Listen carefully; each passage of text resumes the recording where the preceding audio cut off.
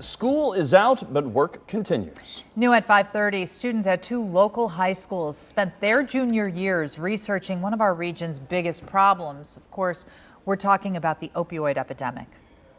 I like to do what I can do to make a difference because I'm a believer that if you aren't trying to help solve the problem, that you're becoming a part of it. 9 on your sides. Lucy May has an exclusive look at how a University of Cincinnati initiative supported the project and the students' results. Jarrell Francisco was eager to research the region's opioid crisis. Well, it was kind of a personal thing for me. When I was 7, I was adopted because my parents were addicted to substances, and I really wanted to have an opportunity to change that. So I thought this class would be perfect for me. He and Princeton High School classmate Maria Kaler studied how best to reconnect prior substance abusers back into the community.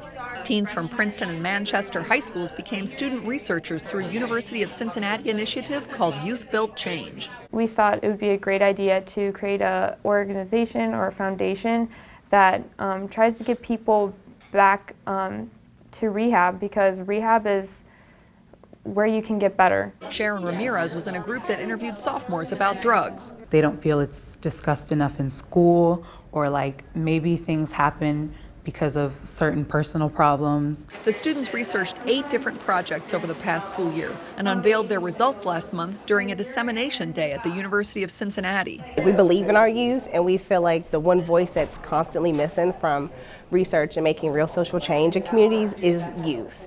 And so that's why we've come to them to help us kind of solve this or address this concern. UC PhD students Alicia Boards and Alice Dieters guided them. The lessons went far beyond a class project. I think that they're starting to realize the value of listening to one another and listening to your community. It was a learning experience for the teachers involved too. This is my 30th year, and I've done nothing like this in 30 years.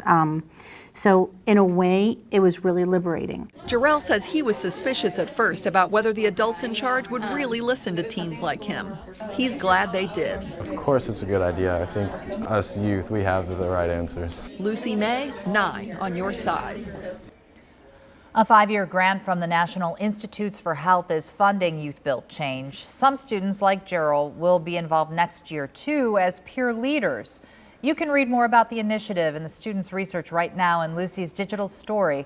That's on WCPO.com.